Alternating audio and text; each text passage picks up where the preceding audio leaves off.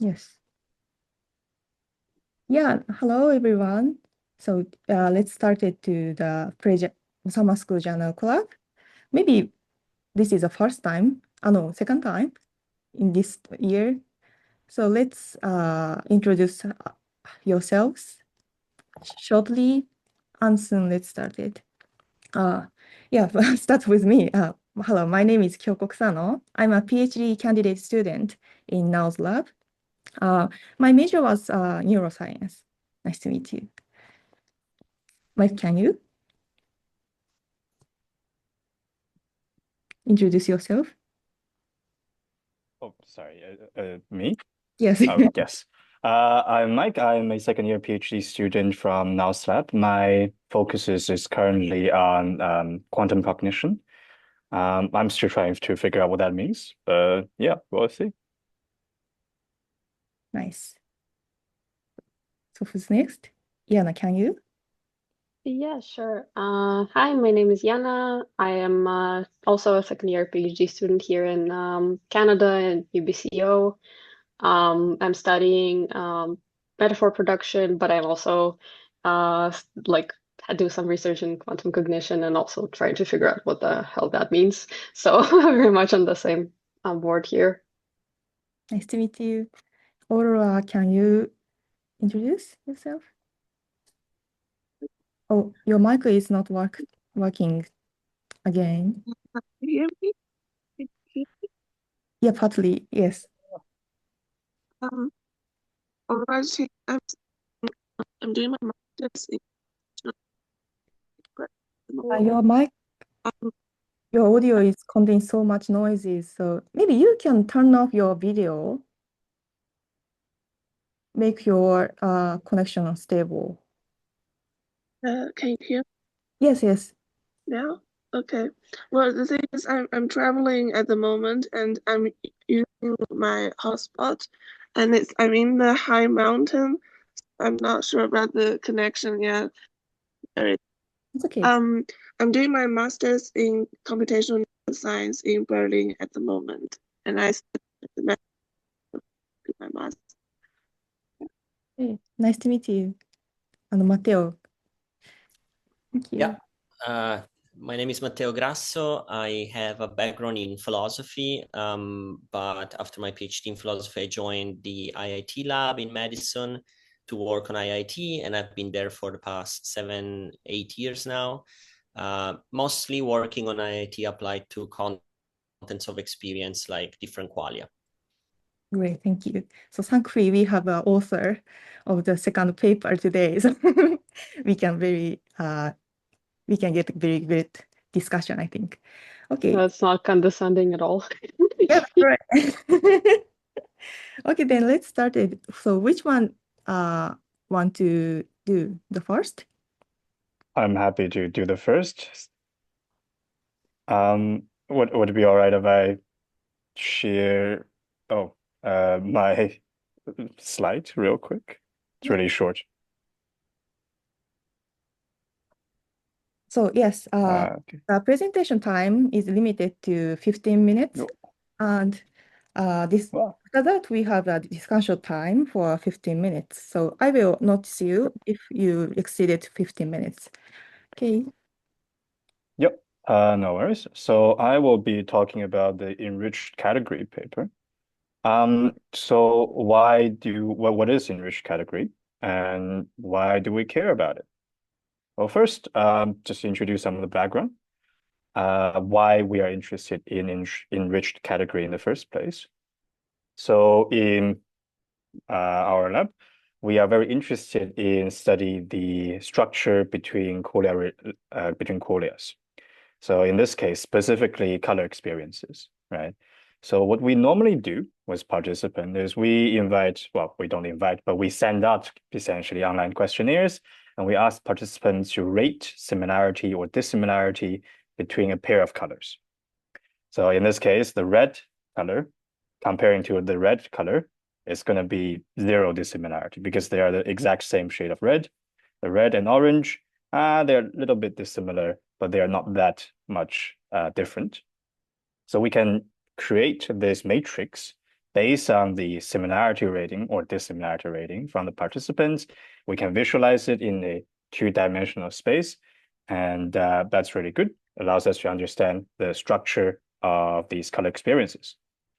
Now, with the introduction of category theory, it allows us to use a lot more interesting mathematical tools to describe these relationships, but it also presents certain challenges, especially the bare bone original ordinary version of the category theory.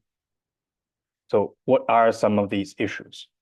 So in category series, we would consider these color experiences as individual objects inside a big Qualia category. And some of these objects have an arrow between them representing some kind of relationship. Let's say in this case, it's sort of an almost equal relationship between two colors. So participants who look at the red and the different shade of red may say, they're almost equal to each other in terms of visual experience. But they may say that the red and the green, they are completely different. There's no arrow between them. So that would be a simplest version of Qualia category inside category series. But as you can probably tell, it's kind of tough to replicate the more complex dissimilarity relationship we introduced before just by using almost equal relationship between different objects. Very difficult to reconstruct that. So what do we need to do is to enrich the category. What does that mean exactly? So in the bare bone ordinary version of category theory, let's say if there are two objects and there are a bunch of relationship between them as represented by the arrows, we can look at them and say, that's a set of relationships. And that's about it. But what we can do is instead consider that this set of relationships actually have some kind of relationships between them, a structure of its own.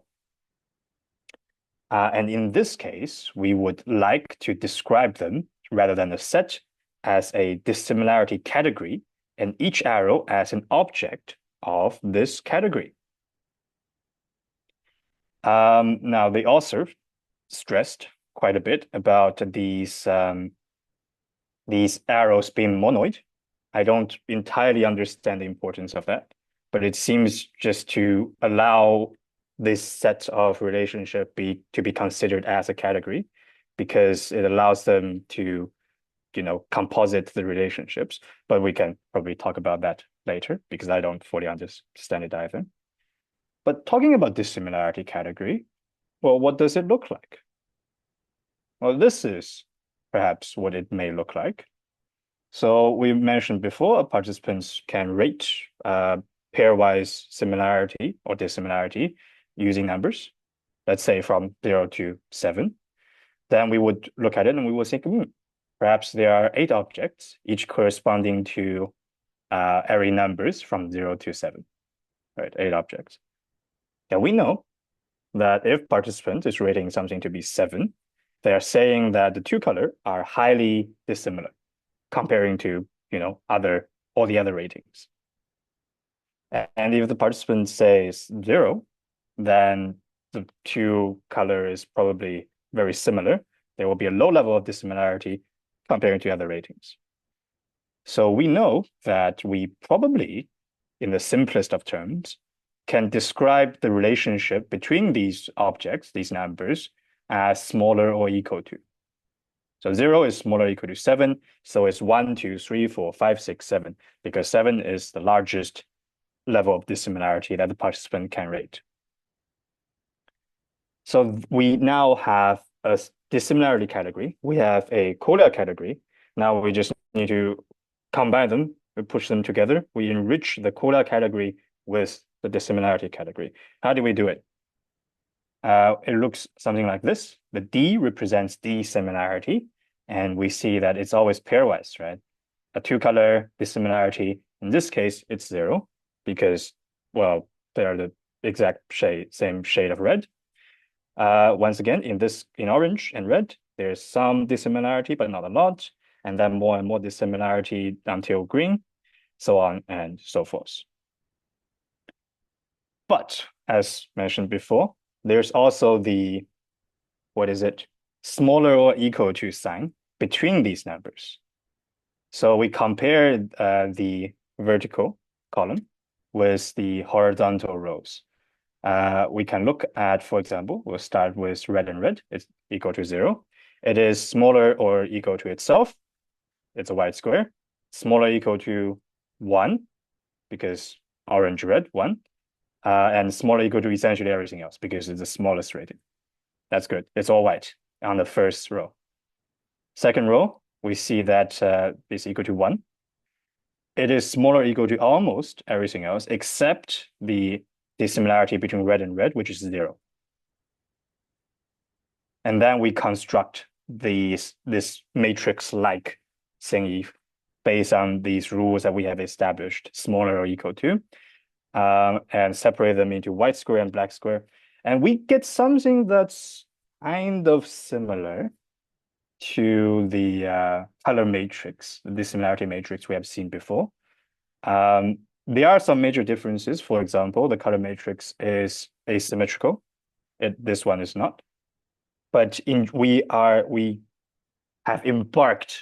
made an attempt to capture the more complex dissimilarity relationship between colors rather than simply pointing at two and saying, are they almost equal to each other? And they also mentioned the possibility of bringing this into a generalized metric space. I'm not sure how they do it, but apparently they can. And inside this generalized matrix space, it doesn't even have to be Euclidean. So it doesn't have to follow some of the rules that the diagram B has to follow, where, for example, it has to be symmetrical in terms of relate distances from one point to another, and that point from point red to point purple, and from purple to point red. Doesn't have to be true in the generalized metric space, which is good because it may not necessarily be true in real color similarities. So that's it. That's the enriched category and how it's used, how it may be used in describing color dissimilarity.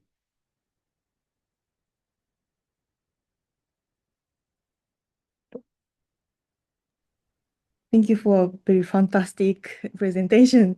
Did you make it for only within 2 hours? The PowerPoint is made within half an hour. Oh. The reading may have taken a bit longer than 2 hours, alas. Maybe now didn't phrase for it, but yeah, it was really interesting and great presentation. Thank you so much. And do you have anything you couldn't understand well? And I think it's mainly so they talk a lot about monoids and they use a lot of example.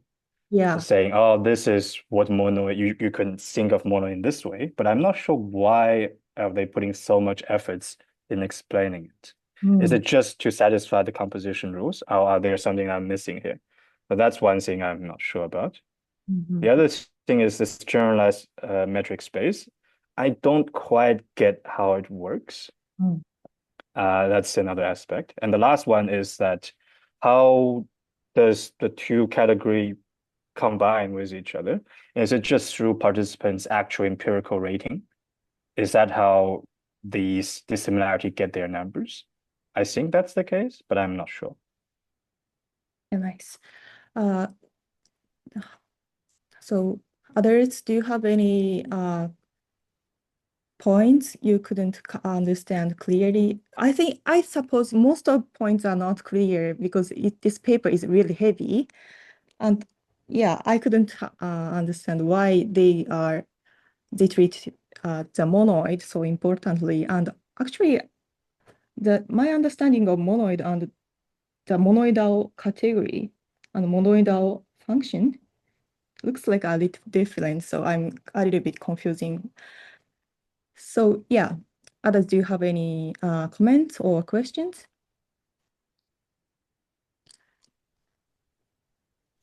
I have a question. Yeah. So I really appreciated also the importance and the stress on the Yoneda lemma.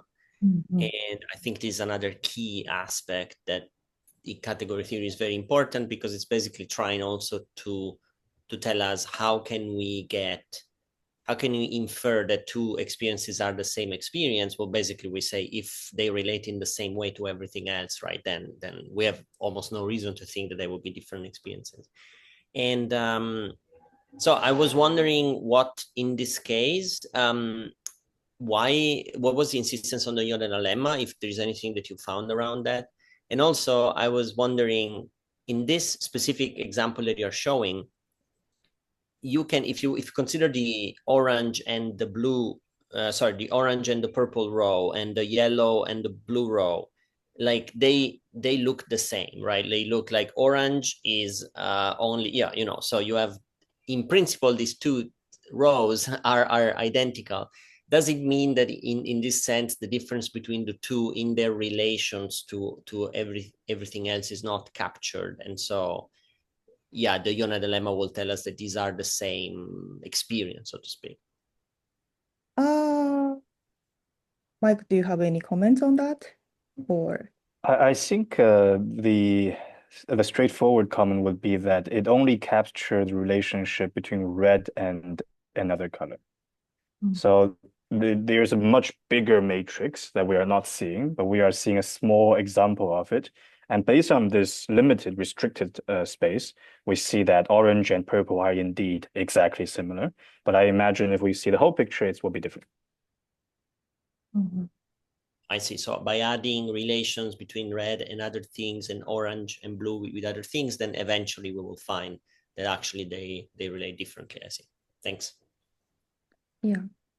I thought this matrix is showing such kind of the arrows, the morphism between the objects. So yeah, I don't think this is one Qualia category, Qualia enriched category itself. So is it correct that this matrix is showing that the morphism? Actually, I don't understand or figure out the clear image that one category become the morphism. Can you rephrase the question? I couldn't understand that how it will be like that so there is a two objects, and then in normal category there is arrows between them, and this is showed as a set, simple set. So this is a normal category, and in enriched category, this set becomes a category. So this is this generalized matrix, space matrix. I understood in that like this way. Is it correct that? I think so, but I'm not good enough with category theory to really give a definitive answer. Yeah, yeah. So category itself has, of course, object and arrows.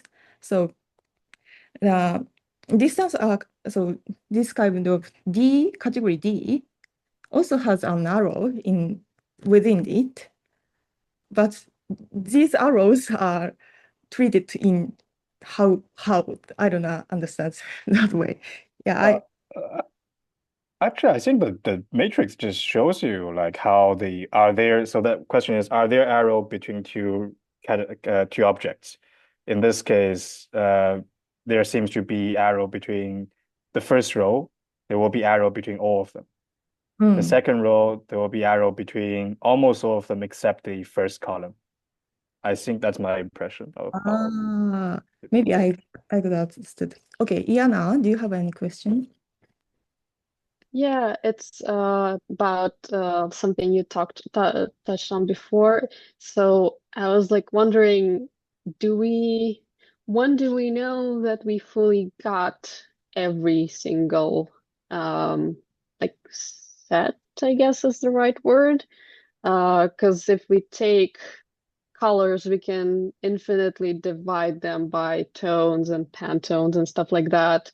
And ultimately, I think the goal of this work is to like examine at least like more complex qualia, like maybe feelings, emotions, stuff like that, hopefully we reach that someday. So how do we know that we reached the end of the space, kind of? That's actually a great question because I think the answer is we don't. Because especially actually this related to a different discussion I had with some other people before. So there's recently a paper about discovering a new color. Has everybody seen it? They directly stimulate the M cone with a laser to create a green nobody has seen before. I don't know how they do it. Well, I have some idea how they did it, but yeah. So one of the questions raised is that if we can just bring in new colors that no one have ever seen before, how do we know we have exhausted the entire experience space to create a relationship structure? And maybe one of the idea is that we don't have to exhaust everything. Just based on what we can experience normally, we can already understand a lot about the structure between qualia. And maybe that's enough. That's the hope, but we are not entirely sure. Yeah, because I had the thought of like, I remember the failures of structuralism back then, the fact that we cannot really count every single experience. And I think that touches upon like the paper that I read about causation and how like this is prediction right now, kind of, because of the like you can predict from red and orange and red and purple that like they're both going to be connected with red and red, but that's not caused by it. Like the relationships are different between those supposedly. I don't know. Yeah, I'm not sure either. I think maybe Matteo would have some idea, hopefully. Well, I can maybe just one comment is that I think there's many reasons why it would be hard to compile an exhaustive list, and even before getting to the possibility of evaluating all possible relations is also that introspection is limited, and in some of our papers from space paper to the structure paper that is available also in the Google folder, there is some ideas that introspection could be limited, and therefore there are some contexts of experience that we can describe, but then not really inspect in detail. But we can talk about it. So, I mean, if for one person we were able to really make an exhaustive list of what they think they feel, then that would be as close as we can get to something that, is it's just a list of feelings. And then if we can compare it or not, that's a separate question. But yeah, so anyway, there's lots to say about this, of course.